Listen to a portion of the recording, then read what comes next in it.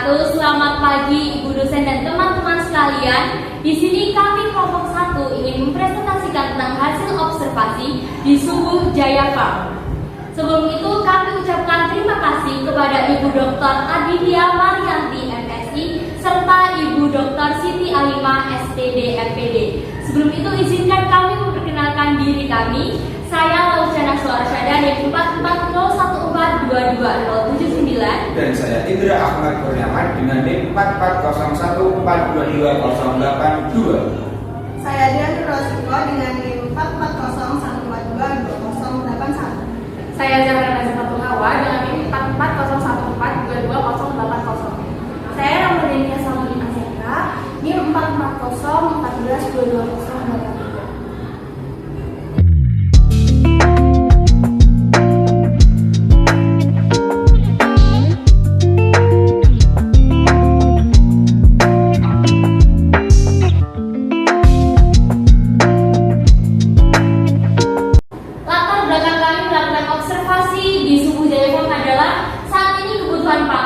Pekerjaan semakin meningkat di kalangan dewasa maupun remaja. Seperti halnya di saat sekarang mulai banyak yang berminat dalam dunia peternakan yang untungnya besar dan bisa dimulai kapan saja. Peternakan adalah kegiatan mengembangbiakan dan membudidayakan hewan ternak untuk mendapatkan manfaat dari hasil kegiatan tersebut.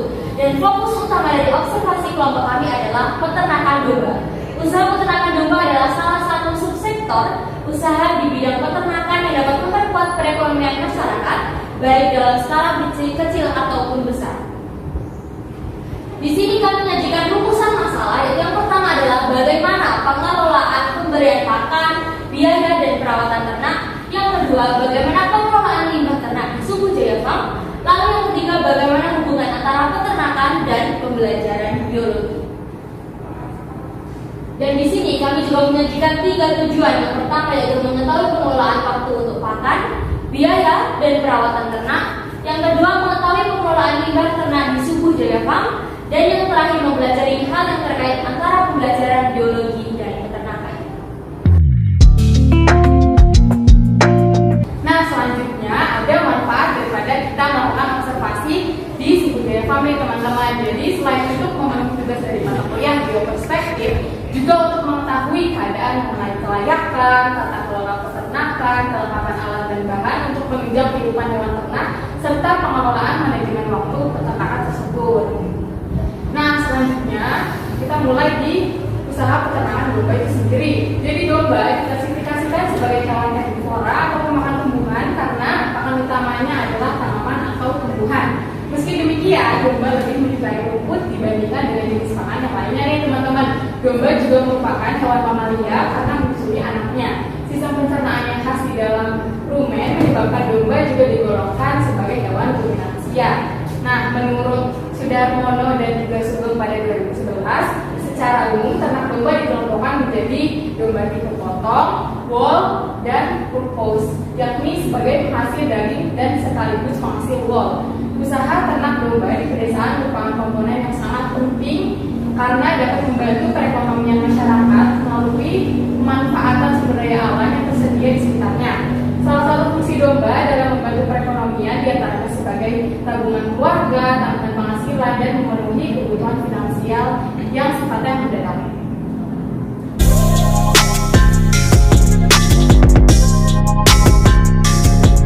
Selanjutnya ada keunggulan dari ternak domba lokal. Yang pertama ada domba itu menyukai hidup berkoloni sehingga memudahkan dalam pengawasannya. Yang kedua ada memiliki kemampuan reproduksi yang tinggi juga. Lalu produk sampingan berupa kulit, bulu, tulang, dan kotoran ternak yang dapat dimanfaatkan sebagai bahan baku industri. Lalu yang terakhir ada populasi ternak domba cenderung mengalami peningkatan yang cukup tinggi, yang merupakan ternak unggulan setelah kerbau. Ada tentang Subuh Jaya Farm. Alamatnya berada di Kalisegoro, Kecamatan Gunung Pati, Semarang, Jawa Tengah dengan kode pos 50229. Peternakan ini dimulai dari satu kandang sekitar 8 tahun yang lalu dengan kapasitas kurang lebih 1000 domba. Motivasi membuat peternakan ini adalah ekonomi. Dilihat dari serapan pasar untuk domba masih sangat luas ya, sedangkan memasok masih kurang. Oleh karena peluang masih sangat tinggi, dicoba membuka usaha peternakan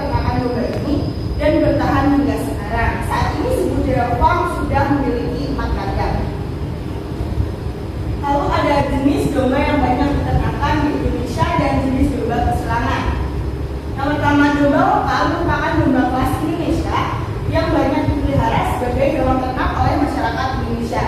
Yang kedua, karakteristik dari domba lokal yaitu memiliki postur tubuh kecil, berambut kasar, dan hasil dagingnya relatif sedikit. Yang ketiga, domba lokal itu ada domba lokal ekor tipis dan ekor tebal yang memiliki ciri-ciri yang berbeda. Secara morfologinya, ciri-ciri domba lokal ekor tipis adalah ekornya kecil dan tipis, jantan memiliki tanduk, sedangkan betina tidak bertanduk. Yang keempat yaitu ciri-ciri domba lokal ekor tebal adalah ekornya tebal, warna rambutnya tubuh dominan putih, dan baik jantan maupun betina tidak memiliki tanduk.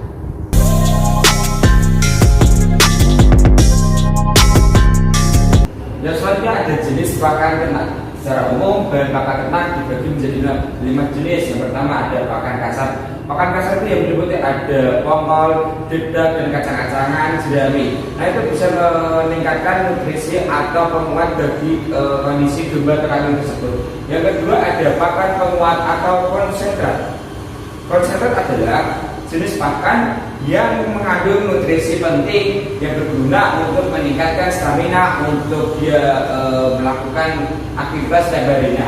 Yang ketiga ada mineral, yang keempat ada vitamin, dan yang kelima ada pakan tambahan yang meliputi kayak bekas limbah cucian tempe dan yang lain-lain. Selanjutnya ada pengelolaan limbah ternak domba.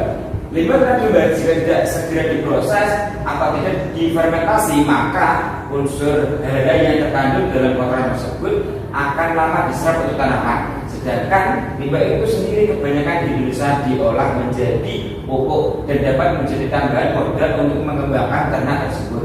Untuk meningkatkan daya guna dari limbah ternak domba tersebut yang berupa kotoran, urin, sisa-sisa makanan, maka jangan hanya ditumbuk sampai jadi kering atau terbengkalai di belakang kandang. Dengan menggunakan teknologi yang sederhana, limbah terbaik bisa diolah menjadi pupuk organik. Usaha ternak dengan masyarakat sekitar. Peternakan mempunyai peran penting dalam pembangunan masyarakat, setidaknya dalam 4 hal strategis, yaitu yang pertama, peternakan harus menyediakan pangan terutama untuk memenuhi kehidupan rakyat akan protein hewani. Yang kedua, peternakan untuk sumber pendapatan dan kesempatan kerja. Yang ketiga, peternakan untuk usaha pertanian yang berkelanjutan dan perbaikan lingkungan hidup. Yang keempat, peternakan untuk pengentasan masyarakat dari kemiskinan. Namun pada kenyataannya bidang peternakan sekarang ini belum mampu secara optimal dalam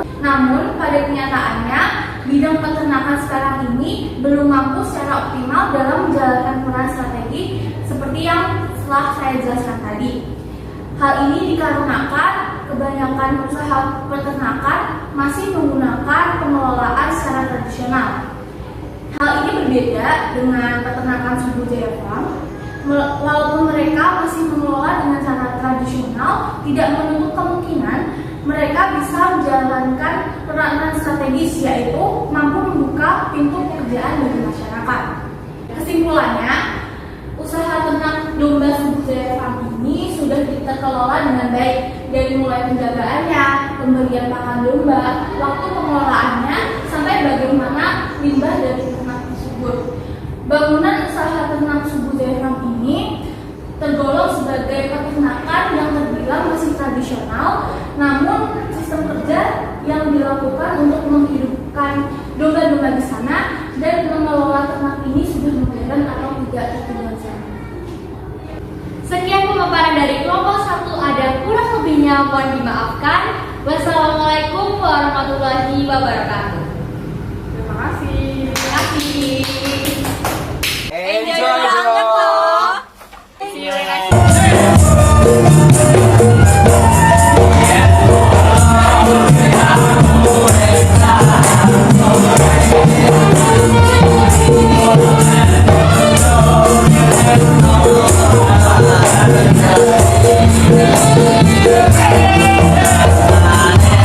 Yeah.